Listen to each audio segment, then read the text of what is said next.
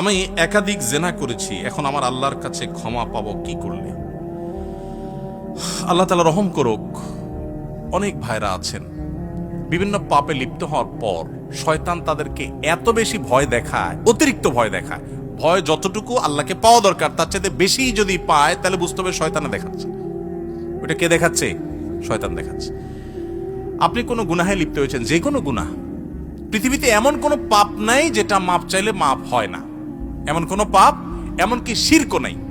শিরকের গুনাহ যদি করার পরে মাপ চায়, তওবা করে, মাপ হবে না? হবে না? তওবা ছাড়া মারা গেলে মাফ করবেন, এটা ভিন্ন বিষয়, কিন্তু তওবা করলে সেটাও মাফ হবে। তাহলে বোঝা গেল জেনা ব্যভিচার হয়ে গেছে, অন্য কোনো অনাচার হয়ে গেছে, অবশ্যই মাফ করবেন আল্লাহ তাআলা। হ্যাঁ, মানুষের হক নষ্ট করেছেন, যুবক ভাইয়েরা 3-4 বন্ধু মিলে চা দোকানে চা খেতে বসেছেন, বাসে উঠেছেন, গায়ে জোর আছে, বাহুতে শক্তি আছে। আমি এই জন্য বলি, 4-5 যুবক ছেলে ফেলে যখন চার দোকানে বসে তখন ওই টি বয়কে ডাকার টোন কিন্তু পাল্টে যায়। একা একা গেলে বিড়ালের মতো বলে, মামা 1 কাপ চা হবে? আর 4-5 জন গেলে কি বলে? এবারে চা দে। কথা কানে যায় না? কতক্ষণ ধরে বসে রয়েছি? কারণ আশপাশে বন্ধু বান্ধব চা আছে, শরীরে একটু ভাব আসছে, তাই না?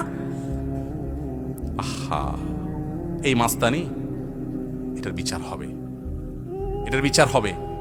দুনিয়াতে সে বেচারা বিচার পাবে না, কিয়ামতে বিচার। বুড়া বয়লে আপনি হাজী সাহেব হয়ে গেলেন, মাগার ওই যৌবনকালে যে মাস্তানি করে আসছেন, গুন্ডামি করে আসছেন, তার বিচার আল্লাহ করবেন। So be careful. এই যৌবনকে পাগলামি করে নষ্ট করবেন না, ঠিক আছে তো? ইনশাআল্লাহ যে কোনো অন্যায় করে আল্লাহ কাছে মাফ চাইলে মাফ করবেন, কিন্তু মানুষকে ওই যে ধাক্কা দিয়েছেন, গালি দিয়েছেন, অধিকার নষ্ট করেছেন, হক মেরেছেন, এগুলো কিন্তু আল্লাহ মাফ করবেন না। সাবধান। এই জন্য নবী করিম সাল্লাল্লাহু আলাইহি ওয়াসাল্লাম বলেছেন, সেদিন আসার আগে মাফ চেয়ে নাও, যেদিন কেউ কাউকে ছাড় দিবে না, কেউ কাউকে ছাড় দিবে না। গালি দিয়েছেন, রিকশাওয়ালা ভাড়া দেন নাই, চুন থেকে নুন খসছে, কথা থেকে কথা বাড়ছে, তর্ক হয়ে গেছে, যাবেটা দিলাম না, কি করতে পারবি কর, চলে আসছেন। এটার ছাড় কিয়ামতের দিন হবে না। নবী সাল্লাল্লাহু আলাইহি ওয়াসাল্লাম বলেছেন, দুনিয়া থাকতে এগুলা মিটমাট করো, এই মামলা নিষ্পত্তি করো, তার হাত পায়ে ধরে মাপ চেয়ে এটাকে শেষ করে যাও। কিয়ামতের ময়দানে কেউ কাউকে ছাড়বে না। অন্য কোনো অন্যায় করেছেন, জেনা হয়ে গেছে, আল্লাহর কাছে মাপ চাইছেন, তওবা করছেন, লজ্জিত হয়েছেন, আর কখনো করেন না, ফিরে আসছেন, ইনশাআল্লাহ মাফ করবেন আল্লাহ তাআলা। আল্লাহ বলেছেন, লা তাকনাতু মির রাহমাতিল্লাহ, আল্লাহর রহমত থেকে নিরাশ হইও না। ইন্নাল্লাহা ইয়াগফিরুয যুনুবা জামিআ, আল্লাহ সব গুনাহ মাফ করে দিবেন। অতএব জেনা করলেও আল্লাহ তাআলা কি করবেন? মাফ। কিন্তু তওবা করতে হবে খাঁটি অন্তরে, আর করা যাবে না, অনুতপ্ত হতে হবে।